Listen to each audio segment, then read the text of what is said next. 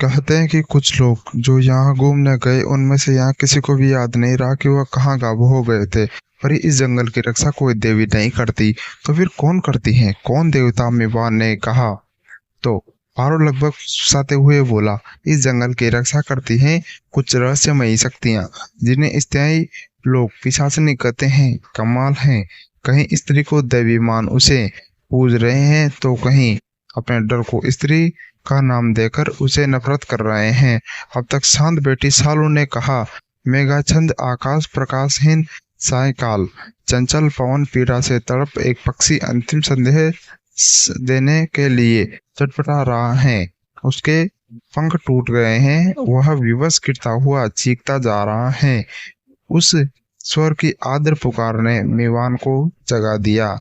उसकी पुकार में जाने क्या था? प्रेम, विवर, व्यथा, उत्साह या चारों? जो कुछ भी हो, वह एक सम्मोहन की तरह आकार मेवान को उक्त स्वप्रलोक से खींच लाया, मानो वह मेवान को आने वाली यात्रा के लिए सावधान कर रहा हो। उठते ही मेवान को याद आया कि सपने में पक्षी जिस महल की छत से उड़ा, वह मोह नीड ही था। बचपन से ही मेवान कई कलाओं में निपुण रहा, मूर्तिकला और चित्रकला तो जैसे जन्म के साथ वरदान रूप में प्रदत्त हुई। सभी उसे ऊर्जा का महासागर कहते हैं। आर्जियोलॉजी में अंडरग्रेजुएट की डिग्री लेकर उसके मशहूर विश्वविद्यालय में आर्ट रेस्टोरेंट की पढ़ाई भी की थी। समय के साथ प्राचीन विरासत वाली इमारत से उसका लगाव बढ़ता ही चला गया और उसके से अपना व्यायाम बना लिया। प्रारंभिक दिनों में संघर्ष कुछ अधिक ही करना पड़ा, किंतु कई वर्षों के अथक परिश्रम के बाद आर्ट रेस्टोरेंट के रूप में उसका नाम देश और विदेश में प्रसिद्ध हो गया। The Indian national trust of art and culture heritage में 12 साल काम करने के पश्चात 4 साल पहले उसने अपने व्यक्ति और कर्मकला की स्थापना की। आर्ट रेस्टोरेशन एक ऐसी प्रक्रिया है जिसके जरिए प्रशिक्षित पेशेवर हेरिटेज इमारतें, कलाकृतियां और प्रस्तुत प्रतिमाओं को स्वच्छ, सुधार और नवीकरण करने में उन्हें मूल अवस्था में लाने का प्रयास करते हैं। एक आर्ट रेस्टोरेंट में धीरज का होना बहुत आवश्यक समझा जाता है। नवीन बचपन से ही धैर्यवान है, इसलिए जब तक वह स्वयं संतुष्ट नहीं हो जाता, तब तक काम में लगा रहता। सबसे पहले वह स्वयं अपने दल के साथ संलग्न होकर एक एक पुरावस्ती को साफ करता। उसके बाद रात बैठकर उसकी जांच करता। इस दौरान वह पता लगाने की कोशिश करता कि उसमें क्या क्षति हुई और किस किस ठीक किस किस तरह ठीक किया जा सकता है। फिर उसमें इतिहास पर अनुसंधान किया जाता, ताकि यह पता चल लगा जाया कि लगाया जा सके कि जिस युग से संबंधित है, उस दौर में किस तरह के समाधान साधनों का इस्तेमाल किया जाता होगा। इसके बाद ही वह मरम्मत और नवीकरण का कार्य आरंभ करता। अतः कोई भी कार्य हाथ में लेते ही वह पारिश्रमिक से भी पहले एक ही मांग समय, आमतौर पर वह एक ही काम करता, किंतु मोहनीड की तस्वीर मात्र ने उसे इतना बेचैन कर दिया कि उसने पहले से ली अपने प्रोजेक्ट को बीच में ही रोक दिया।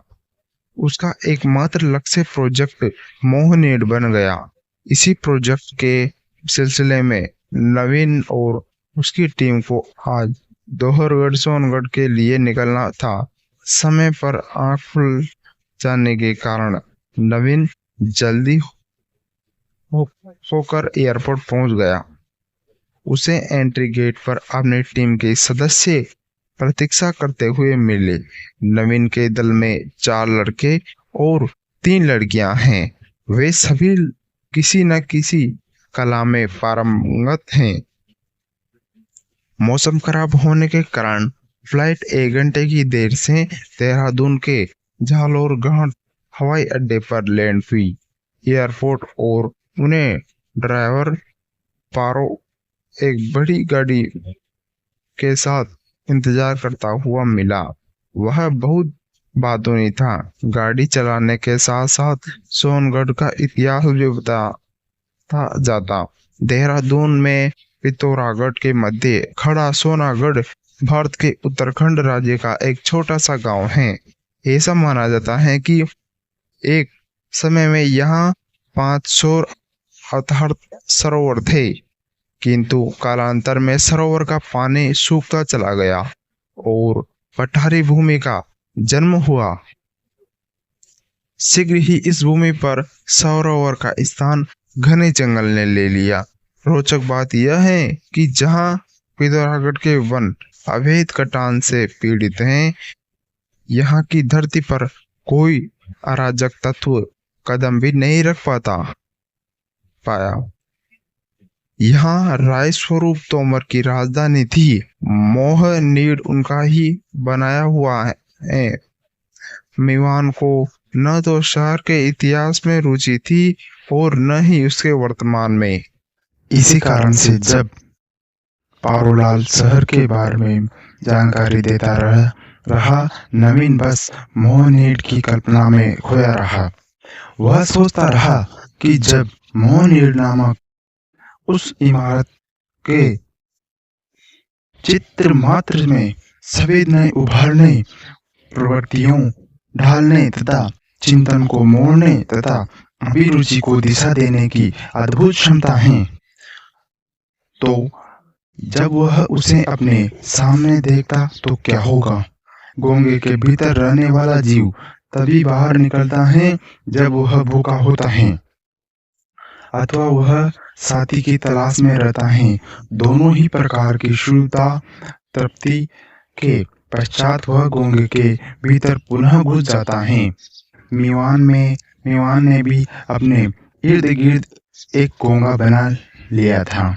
वह उससे अभी तक बाहर निकलता जब उसकी कलात्मक शुद्धता उसे विवश अथवा कोई अनिवार्यता उसे बाध्य कर देती और मोहनीड ने वह भूख जगा दी थी।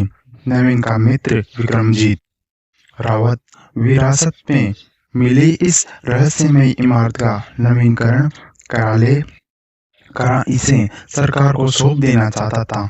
सुनील सिंघानिया अब अपने परिवार के साथ अमेरिका में बस गया है, इसलिए उनका संबंध इस प्रदेश से तो क्या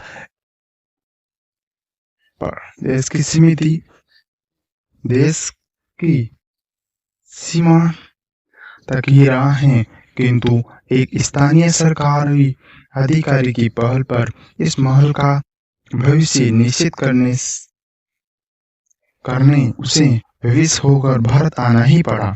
विमान से उसका परिचय अमेरिका में एक चित्र के नवीकरण के दौरान हुआ। कला में रुचि होने के कारण दोनों जल्द ही निकट आ गए। तभी मित्र के आग्रह को मीवान टाल नहीं पाया। हालांकि इमारत की तस्वीरें देखने के बाद मना करना लगभग असंभव हो गया, लेकिन वह कहाँ जान पाया कि उसने मोहनीड को नहीं, मोहनीड ने उसे चुना है। रणथंभौर दुर्ग के आसपास कई जंगल थे और उनमें लोगों का आना जाना भी सामान्य है। यहाँ तक कि इनमें कई जंगल अवैध कटान भी भेड़ चढ़ चुके हैं।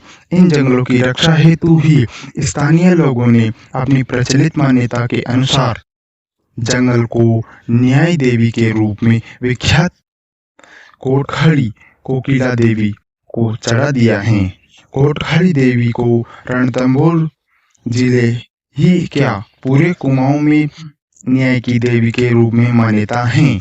स्थानीय लोगों का मानना था कि देवी को जंगल चढ़ाने से काफी हद तक जंगल के अवैध कटान पर रोक लगी है। इस बात की सत्यता तो वे ही जाने, लेकिन इस जंगल से अलग एक और जंगल था, असामान्य रूप से विशाल, डोगदार के वृक्षों से घिरा हुआ। यहाँ अवैध काटना तो दूर की बात, इस जंगल में प्रवेश करने से पूर्व भी लोग 2 बार सोचते थे। वह जंगल रणथंभौर पारो रणथंभौर पारो इसी जंगल के बारे में बताने लगा। बोला, कहते हैं कि कुछ लोग यहाँ घूमने गए, उनमें से किसी को भी कुछ याद नहीं रहा कि वह कहाँ गायब हो गए थे, पर इस जंगल की रक्षा कोई देवी नहीं करती, फिर कौन करता है? कोई देवता, मेवान ने कहा। तो पारो लगभग फुसफुसाते हुए बोला, इस जंगल की रक्षा करती हैं कुछ रहस्यमयी शक्तियां, जिन्हें स्थानीय लोग पिशाचिनी कहते हैं। कमाल है, कहीं स्त्री को देवी मान उसे पूजा करते हैं, तो कहीं अपने डर को स्त्री का नाम देकर उससे नफरत कर रहे हैं। अब तक शांत बेटी सालू ने कहा। सालू इस टीम की सबसे पुरानी सदस्य होने के साथ साथ नवीन की बहुत अच्छी दोस्त भी हैं। गंभीर व्यक्तित्व वाली अंतर्मुखी सालू को टीम के कुछ लोग अधिक पसंद नहीं करते थे। यहाँ तक कि उसके आसपास के अधिकांश लोग उसे प्रगल्भा समझते। उसके निकट आने के सभी पैंतरे आजमाते। जब वह ऐसा करने में सफल नहीं हो जा पाते, तब उसके चरित्र को कटघरे में खड़ा कर रणथंभौर कहानी रच लेते। सालू की बात से वातावरण में आई गंभीरता को कम करने के लिए सालून हंसते हुए बोला, भला हो इन पिशाचिनियों का जंगल तो सेफ है। इतना सुनते ही सभी हंस पड़ी, लेकिन पारो नहीं हंसा। अपनी खिलड़ी आवाज को गंभीर बनाकर वो, मैं जानता हूँ कि आप लोग नहीं मानोगे, पर सोनागढ़ में रहने वाले लोग शाम होते ही अपने गांव की खिड़की दरवाजे में ताला लगाकर अपने अपने घरों में दुबके जाते हैं। शाम होते ही जंगल से अजीब सी आवाजें और सुनाई पड़ती हैं। कहीं लोगों ने तो कभी कभी सुंदर औरतों को घूमते हुए भी देखा है। सुनो लड़कों, शाम के बाद तुम्हारा बाहर निकलना बंद है। मैं काम पूरा होने से पहले तुम में से किसी को गायब होने नहीं दे सकता, नवीन ने कहा। तो पारो, आशा और शिवानी को छोड़कर सभी हंस पड़ी। सर, हम जिस बात को नहीं समझ पाते, उस पर यूं ही हंसकर स्वयं को बुद्धिमान सिद्ध करने का प्रयास करते हैं। शिवानी की इस बात का जवाब लक्ष्मी ने दिया। बोला, don't tell me you believe in all this rubbish just because you know nothing. वो रबिश नहीं हो जाता। शिवानी चिढ़ गई। बात बढ़ती देख नवीन ने बात बदलते हुए प्यार से पूछा, पारो से पूछा, हो सकता है कोई चोर डकैत या आतंकवादी हो, कोई जान माल का नुकसान हुआ कभी? साहब जी, हालांकि उसमें कभी किसी स्थानीय को जान माल का कष्ट नहीं हुआ, पर फिर भी सभी रात के बाद उस जंगल में पांव रखने से भी डरते हैं। जो मजदूर आप रखेंगे, वे भी शाम से पहले काम बंद कर देंगे। यहाँ तक कि अवैध कटान वालों ने भी कोशिश की, पर हर बार तेज आंधी ने उन्हें बाहर फेंक दिया। सभी उन जंगलों असामान्य ठंड होने के बाद बात करते हैं। मोहनीट के बारे में क्या जानते हो? सुनील ने पूछा। बहुत कुछ तो नहीं जानता है, पर सुना है कि विक्रमजीत साहब ने के पूर्वजों को यह महल अंग्रेजों से इनाम में मिला था। वे राजा लोग थे। उस समय वे लोग शायद इस जगह का इस्तेमाल अपने ऐशो आराम के लिए करते थे। किंतु एक रात जब राजा और उनके मेहमान वहां शिकार के बाद आराम कर रहे थे, उन पर हमला हुआ। अगली सुबह वहां कोई जीवित नहीं मिला। कहने वाले कहते हैं कि महल पर अपना अधिकार सिद्ध करने के लिए ही डायनों ने हमला किया था। इस घटना के बाद साहब के परिवार ने उस महल का त्याग कर दिया। समय के साथ साहब का परिचय तो बदल गया, पर महल रह गया। खच खच खचाक एक छलांग के साथ गाड़ी अचानक रुक गई। सभी अपनी अपनी जगह से फिसल गए। आ गई। पारो ने लड़खड़ाती आवाज में कहा, रहमत भाई, मैं स्त्री को डायन घोषित कर उसे अपमानित करने के इस प्राचीन और क्रूरतम विचारों धारा से भली भांति परिचित हूँ। हमारे इस पुरुष प्रधान समाज में स्त्रियों को सदा ही दोहरे दर्जा प्राप्त हैं। स्त्री को सदा पुरुष के समक्ष कमजोर के रूप में देखा या जा रहा है। अतः उस पर दोषारोपण करना हमेशा से सरल रहा। जिस बीमार अथवा प्राकृतिक आपदा का हल न प्राप्त हो, उसका दोष किसी स्त्री पर डालकर उसे डायन घोषित कर दो। यहाँ की स्थिति भी भिन्न नहीं है। पारो की आवाज ने सभी को थरथरा दिया। नवीन ने चौंक कर पूछा, कौन आ गई? आपकी मंजिल आ गई साहब। पारो के जवाब पर नवीन को पहले तो गुस्सा आया, लेकिन फिर सभी के सहमे हुए चेहरे पर नजर पड़ते ही वह जोर से हंस पड़ा। बोला, पारो भाई, आपने तो हमारी टीम को बेकार ही डरा दिया। नहीं नहीं, हम डरे तो नहीं, बस चौंक गए। आंसू ने इतना कहकर सभी की सतर्क तरफ समर्थ के लिए देखा, लेकिन कोई कुछ नहीं बोला। सभी चुपचाप सामान उतरने लगे। नवीन और उसके दल के रुकने का इंतजाम सर्किट हाउस में किया गया था। उन्हें पहुंचने में सांझ हो गई थी। पहाड़ों में सांझ से रात होने का समय बहुत कम होता है, सो शीघ्र ही रात हो गई। रात्रि भोजन के बाद सभी अपने अपने कमरों में विश्राम के लिए चले गए। नवीन को नींद नहीं आ रही थी, इसलिए वह लॉन में लगी लोहे की कुर्सियों पर बैठकर सिगरेट और उंगलियों के मध्य जला हर फूंक के साथ विचारों में छल्ले बनाने लगा।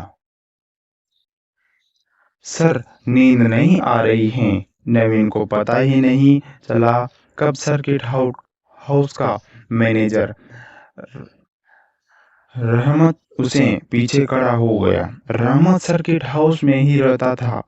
यहाँ का रसोइया रामू और उसके दो सहयोगी चमन और लता अपने अपने परिवार के साथ रहते, इसलिए वे डिनर के बाद ही अपने घर चले जाते। किंतु रहमत और पारो का घर और कार्यालय दोनों ही सर्किट हाउस था। रहमत दुर्गापुर से तो पारो ग्वालियर से। शंभू सर्किट हाउस का मैनेजर तो पारो ड्राइवर। रहमत स्नातक तो पारो 8वीं पास ही अवस्था के पास। आसपास तो पारो 30-40 का। दो भिन्न परिवेश, धर्म, आयु और यहाँ तक कि कार्यश्रेणी में भी विभेद, किंतु उनका लगाव देखने ही बनता। रहमत ने दोबारा पूछा, क्या हुआ सर? गर्दन घुमाकर नवीन ने उसे देखा और बोला, किसी ने बहुत खूब कहा है कि तुम्हें नींद नहीं आती, तो कोई और वजह होगी। अब हर ऐप के लिए कसूरवार इश्क तो नहीं, वाह वाह शुक्रिया, कहकर नवीन ने उसे बैठने का इशारा किया और सिगरेट का डब्बा उसकी तरफ बढ़ा दिया। रहमत ने झिझकते हुए एक सिगरेट लेकर जला दी। बात आगे बढ़ाने के लिए नवीन ने पूछा, आप जंगल के बारे में फैली अफवाहों के बारे में क्या सोचते हैं? सर, रहमत भाई, आप अगर मुझे विवान कहेंगे तो मुझे अच्छा लगेगा। नवीन की इस बात के उत्तर में रहमत ने कहा, तो कुछ नहीं, लेकिन उसकी आंखों में, होठों में बिखरे हुए मुस्कान ने सब कुछ कह दिया। थोड़ा रुककर बोला, मीवान में यह तो नहीं कहूंगा कि सभी कहानियां सच हैं, लेकिन कुछ तो जरूर हैं। रहमान के इस जरूर ने बनी की उत्सुकता बढ़ा दी। बोला, जैसे वहां कुछ तो तुलसी हैं। एक दफा भी हो गया, पर लौटने के बाद कुछ भी याद नहीं रहा, जैसे दिमाग की स्लेट से किसी ने उस समय को मिटा दिया हो। हाँ, मगर पायल की धुन कानों में आज भी कभी कभी सुनाई पड़ती हैं। इतना कहते ही रहमत की आंखों में जो क्षणिक प्रभा प्रकट हुई, उसे देखकर पल भर को मीवान भी ठिठक गया। फिर बोला, रहमत भाई, मैं स्त्री को डायन घोषित कर उसे अपमानित करने के इस प्राचीन और क्रूरतम विचारधारा से भली भांति परिचित हूँ। हमारे इस पुरुष प्रधान समाज में स्त्रियों को सदा से दोहरे पर्दा प्राप्त हैं। स्त्री को सदा पुरुष के समक्ष कमजोर के रूप में दिखाया जाता है। अतः उस पर दोषारोपण करना हमेशा से सरल रहा। जिस बीमारी अथवा प्राकृतिक आपदा का हल प्राप्त न हो, उसका दोष किसी स्त्री पर डालकर उसे डायन घोषित कर दो। यहाँ की स्थिति भी भिन्न नहीं। नवीन की बात का समर्थन करते हुए रहमत ने अपनी गर्दन हिलाई और बोला, हाँ, सही कह रहे हैं। मीवान में भी इस डायन वाली मान्यता के सख्त खिलाफ हूँ, परंतु मेरा मानना है कि वहाँ कुछ तो अलौकिक हैं। यही कारण है कि मैं दूसरी प्रचलित धारा को अधिक सत्य मानता हूँ। कौन सी दूसरी प्रचलित धारा? कुछ लोगों का मानना है कि यहाँ प्रेम और हरी हुई और समाज में बहिष्कृत स्त्रियां की अजुर्दा आत्माओं का निवास है। वे सभी किसी प्रिय के वादा खिलाफी की शिकार हैं। उन्हें आज भी अपने उस प्रिय की प्रतीक्षा है। नवीन उनकी इस बात पर हंसते हुए बोला, मतलब वह जंगल विप्रदाओं का बसेरा है। क्या मतलब? रहमत कुछ नहीं समझ पाया। रहमत भाई, माँ भारत मुनि ने अपने प्रसिद्ध ग्रंथ नाट्य शास्त्र में 8 प्रकार की नायिका का वर्णन किया है। इन्हें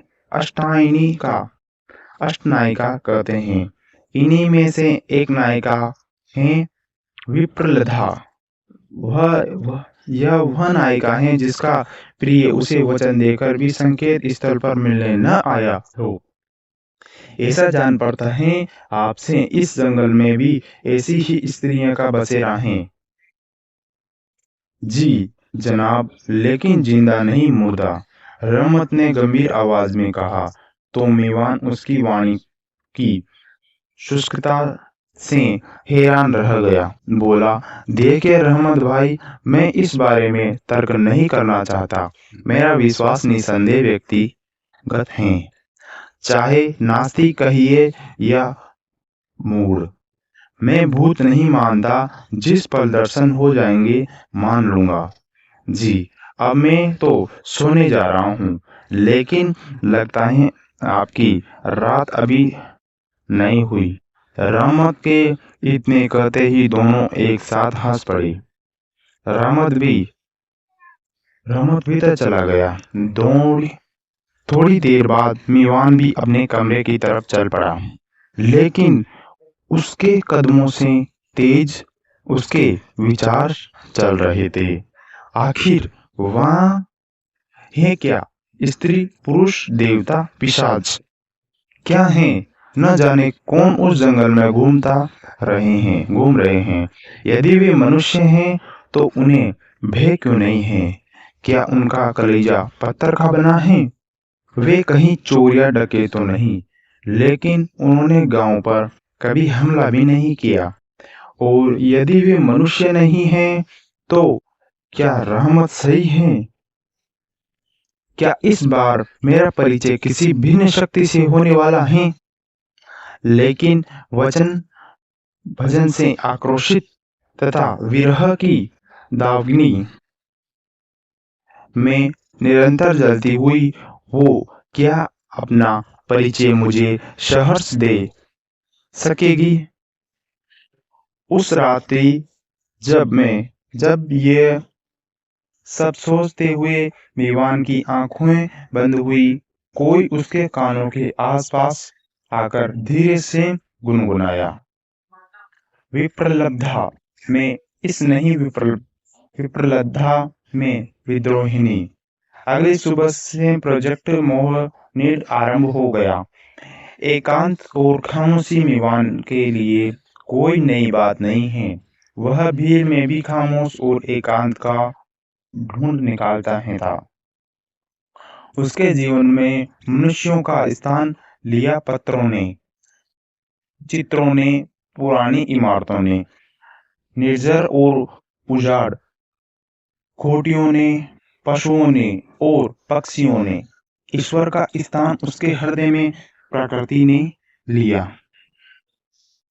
जिस भाषा को मनुष्य समाज ने पढ़ने की चेष्टा भी नहीं की, उस मौन को मेवान पढ़ना जान गया। इमारतों, पत्रों और चित्रों को गढ़ने से पूर्व वह उनसे मिलता रहता, परस्पर एक संवाद स्थापित करता, किंतु वह भी सोनगढ़ के इन वनों की खामोश को पढ़ नहीं पा रहा। वह पीड़ा उसके लिए असहनीय हो गई। अगले 3 महीनों तक मीवान और उसके दल के सदस्य मोहनीड की नवीकरण में व्यस्त रहे। न तो मानवीय प्राकृतिक और न ही अमानवीय अथवा परलौकिक तत्वों ने किसी तरह का प्रतिरोध किया। सभी कार्य निर्विघ्न पूरी होती रही। विक्रम भी आया और निश्चित होकर वापस कनाडा लौट गया, किंतु इस शांति के मध्य मीवान की एकमात्र अशांत रहा। अत्यंत प्रयास के बाद भी वह इस स्थान को पढ़ नहीं पाया। वह कभी तितलियां पकड़ता, उनसे पूछने का प्रयास करता और फिर पराजित हो उन्हें छोड़ देता। पेड़ों पर चढ़कर चिड़िया के घोंसले को निहारता उसे बचपन से पसंद था। इसलिए जब उसने गुंबद के ऊपर चिड़िया का घोंसला देखा, तो बड़े प्रेम और सावधान से घोंसले को वहां से उठाकर पेड़ पर रख दिया। प्रतिदिन एक बार पेड़ पर चढ़कर घोंसले में देखना उसकी दिनचर्या में शामिल हो गया।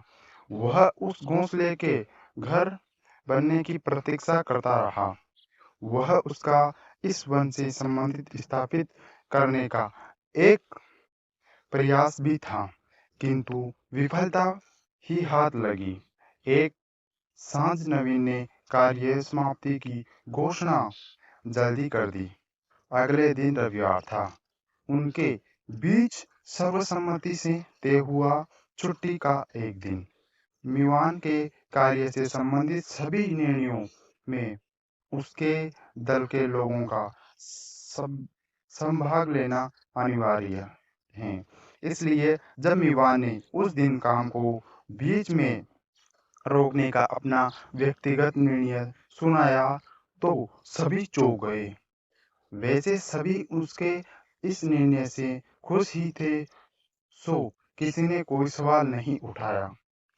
जब रश्मि ने मीमांसी के साथ चलने के बारे में पूछा तो उसने मना कर दिया। सभी के चले जाने के बाद मीवान भी वहां नहीं रुका। वह जंगल के अंदर चल पड़ा। कुछ देर यूं ही घूमता रहा। वहां आगे निकल आया और रास्ता भटक गया। यह उसके एकांतवास और सहायता के प्रति उपेक्षा का ही कमाल रहा कि वह घबराया नहीं। एक देवदार के वृक्ष के नीचे लहरा रही लंबी घास के नीचे आसन बनाकर बैठ गया और बादलों के कैनवास पर अपनी कल्पना के रंग बिखरने लगा। जब कोई जंगली कीड़ा अथवा पक्षी उसकी ओर आता तब वह उनकी तरफ पलक निहारता रहता। कभी उसकी मटमैठी मीट को देखता तो कभी उसकी बोली को पढ़ने की चेष्टा करता। अभी वह बेटा ही था कि पास ही कुछ हलचल हुई। जोश में आकर मीवान उठ खड़ा हुआ। वह एक हिरण था। पहले तो वह कुछ संदस सा स्तब्ध होकर मीवान को देखता रहा। उसकी आंखों में अजीपन अजनबीपन था था किंतु भय का लेश मात्र भी नहीं था। अगले ही पल वह चौंकड़ी भरता हुआ भागा और क्षण भर में ओझल हो गया। उसके गठन के सौंदर्य और गति के लय को उसके ही प्राकृतिक परिवेश में इतने निकट से देख पाने का दुर्लभ अनुभव में मीवान को प्रफुल्लित कर दिया। अपनी जैकेट की जेब में सदा पड़ी रहने वाली डायरी और पेन निकालकर वही नीचे बैठकर कुछ बनाने लगा। सोचा कि मन के भावों को शब्द से रूप देगा, लेकिन अप्रत्याशित रूप से भाव चित्रित के रूप में निकलने लगे। एक हिरण के रूप में नारी का स्वरूप,